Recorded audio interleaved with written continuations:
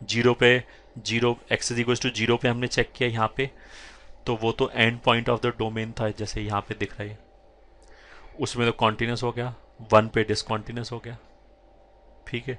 अब to three four, four पे दोनों डेफिनेशन यूज होगा क्योंकि फोर का राइट में तो इधर से जा रहे हैं डी टू पे, लेफ्ट में इधर से जा रहे हैं तो डी वन, डी वन मतलब डेफिनेशन वन यूज हो। अब ये टू और थ्री भी और चेक करना है, टू और थ्री के तो आसपास दोनों जगह डेफिनेशन वन ही आएगा, तो टू और थ्री में तो डेफिनेशन वन ही यूज होगा। ठीक है। तो अब अगर हम बात करें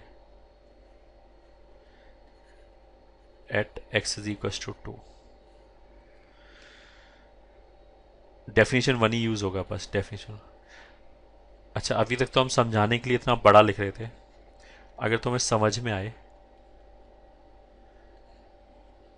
तो ये तो हम ऐसे ही कर सकते हैं, एक्स स्क्वायर प्लस वन। अगर एक्स मान लिया दो को जाए तो ये कहाँ जाएगा, फोर सिक्स सेवन, तो मतलब ये तो कॉन्टिन्यूस है तो इसके लिए तो एल एच एल निकालो, वो भी सेवन आएगा, फंक्शन का वैल्यू भी सेवन आएगा, आर एच एल भी सेवन आएगा इसके लिए। ठीक है। अगर एक्स दो को जाएगा तो यहाँ ये दो और ये दो कैंसिल हो जाएगा, तो ये नंबर कहाँ जाएगा, पाई को, तो इसके लिए भी एल एच एल भी जीरो आएगा, साइन पाई जीरो होता है, ये भी जीरो आएगा और ये भी जीरो आएगा। ठीक है। इसका वैल्यू तो हर इंटीजर पे एक जैसा ही होता है, एल एच एल हमेशा वन आएगा और ये दोनों जीरो जीरो आएगा। ठीक है। तो अगर हम इस पूरे की बात करें, इस पूरे एक्सप्रेशन के एल एच एल की बात करें, तो ये कहाँ जा रहा है, वन को। इस पूरे एक्सप्रेशन के एल एच एल की बात करें तो ये कहाँ जा रहा है, वन को, ये कहाँ जा रहा है, जीरो को, ये कहाँ जा रहा है, सेवन को। ठीक है। तो एफ एक्स का एल एच एल कितना आएगा, one into zero upon seven, zero.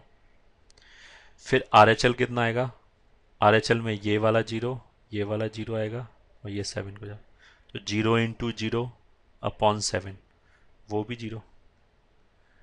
और फंक्शन का वैल्यू कितना हो गया, ये जीरो हो गया, ये जीरो हो गया, ये सेवन हो गया, तो ये भी जीरो।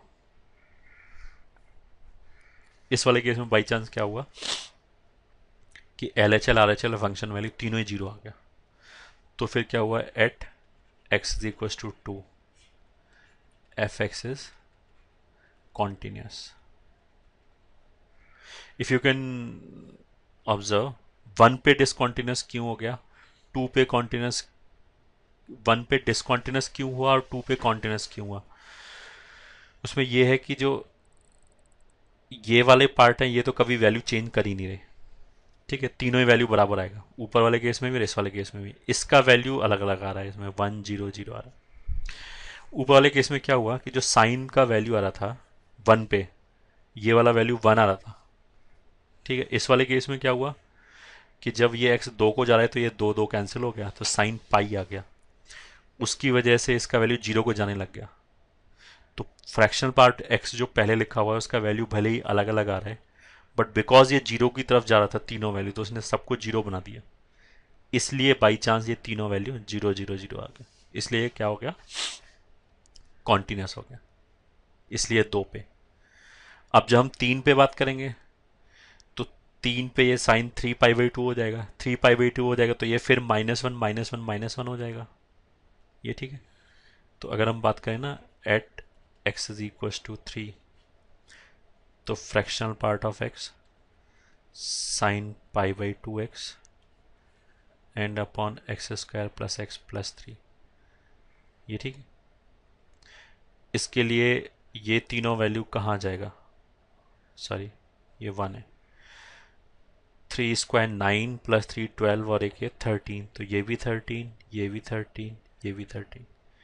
इसके लिए तो L H L, fractional part के लिए L H L, fractional part का ग्राफ हमेशा किसी भी इंटीजर पे देखो वो ऐसे ही बनेगा, कोई भी इंटीजर हो, एक दो तीन कुछ भी हो, तो जब लेफ्ट से जाएंगे वो वैल्यू हमेशा ही वन को जाएगा, राइट से जाएंगे या फिर उस पॉइंट पे वैल्यू निकालेंगे तो वो जीरो ही आएगा। सॉरी, ये हमेशा वन आएगा, ये जीरो, ये भी zero, L H L functional value ये। अगर एक्स तीन की तरफ जा रहा है तो ये थ्री पाई बाई टू की तरफ जाएगा, sine three pi by to minus one होता है।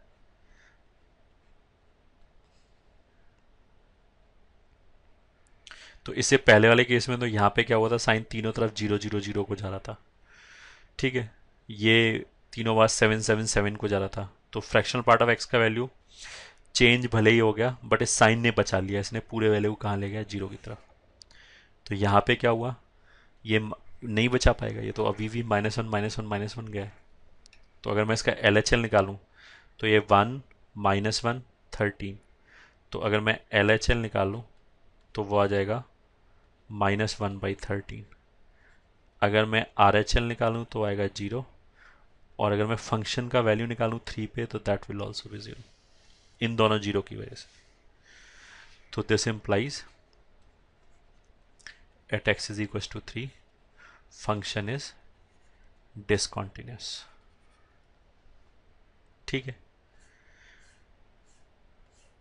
हमें कहाँ कहाँ चेक करना था, 0 1 2 3 4 कहाँ गया, ये 0 1 2 3 4 इन जगह चेक करना था, ठीक है। तो इस पे कॉन्टिन्यूस आ गया, 2 पे कॉन्टिन्यूस आ गया, इन दोनों पे डिसकॉन्टिन्यूस आए। अब 4 पे चेक करना है। 4 में थोड़ा सा डिफरेंस है, क्योंकि 4 के राइट पे अलग डेफिनेशन है, D2 है, 4 के लेफ्ट पे D1 है, ठीक है। D1 कितना है, साइन पाई एक्स स्क्वायर।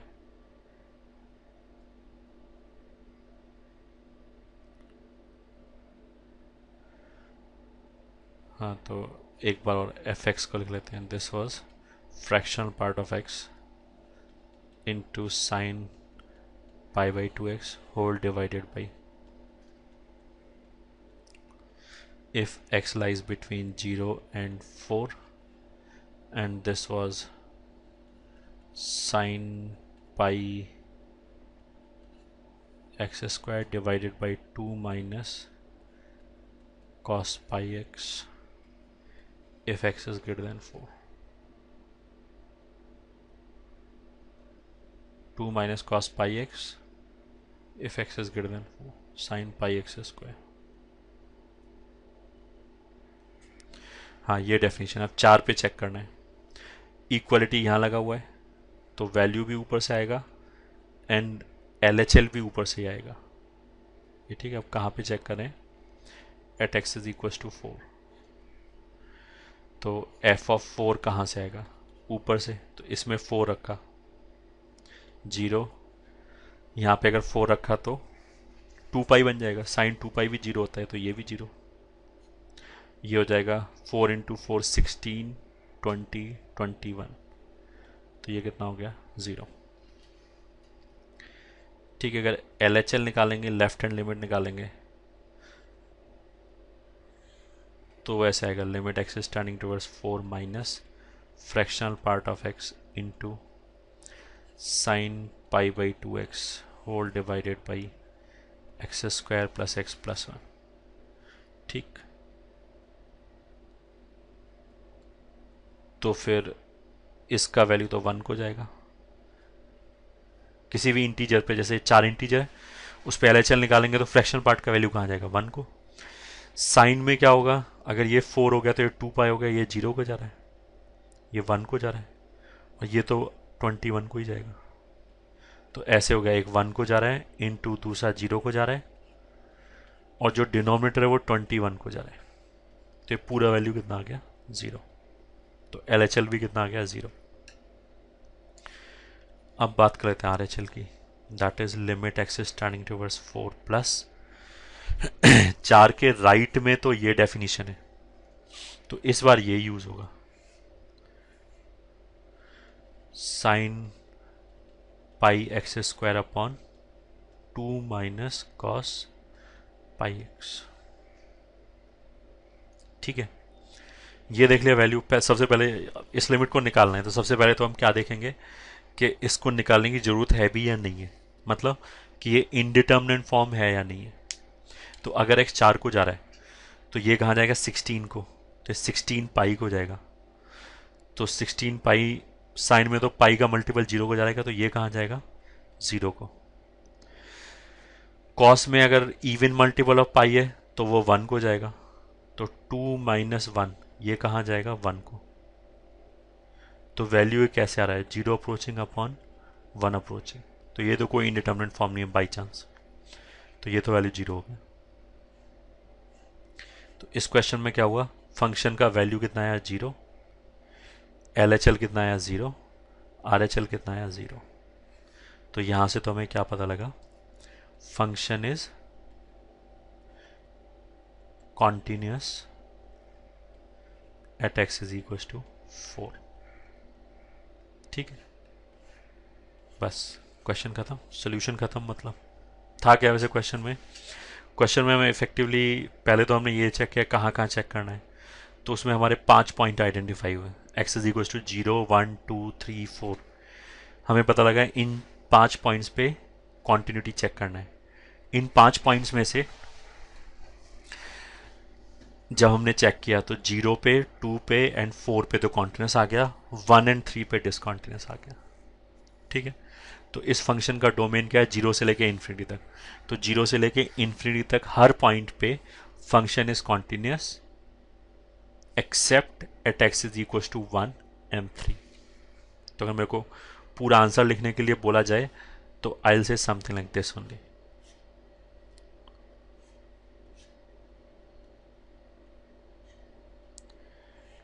क्या बोलेंगे हम कि